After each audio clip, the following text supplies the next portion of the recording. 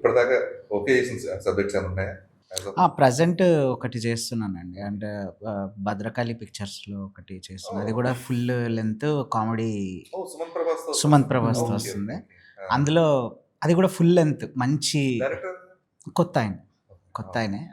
Full మంచి character అది కూడా. అంటే ఇప్పటిదాకా నేను చేసిన రూరల్ క్యారెక్టర్స్ ఇది కొంచెం అర్బన్ టైప్ ఉంటది. ఓకే. సో, కొంచెం తేడా ఉంటది. దానికి దీనికి ఇంకా ఇంకా బట్ అది ముందే స్టార్ట్ అయింది కదా. 1 మ ఆ! అంటే ప్రీ వెడ్డింగ్ ముందే అదే స్టార్ట్ అయింది అంతే. నేను pre-wedding రిలీజ్ ముందే start అయింది.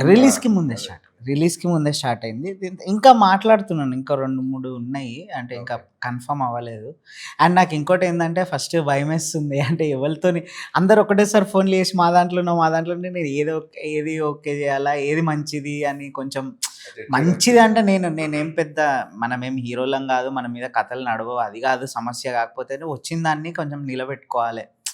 వీడేందిరా ప్రతి దాంట్లో ఏదో వస్తుండు పోతుండు అనేది కాకుండా కొంచెం మంచి స్కోప్ ఉన్న క్యారెక్టర్స్ చేయాలన్న దాంతోనున్నా. అండ్ నేను కొంచెం ఈ థియేటర్ విజిట్స్ అవి ఇవి ఉండడం వల్ల సరే నేను ఒక 2, 3 డేస్ తర్వాత వచ్చి మాట్లాడతానన్నా. సో, అది మాట్లాడాలి.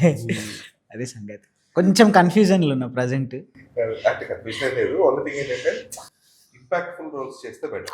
అంతే. ఏదో జస్ట్ అలా కనబడ్డావు. అంతే. అది ఏ యాక్టర్‌కైనా అది ఉంటది గదండీ. నేను మంచి రోల్స్‌లాగా అనిపియాలా అని చెప్పి.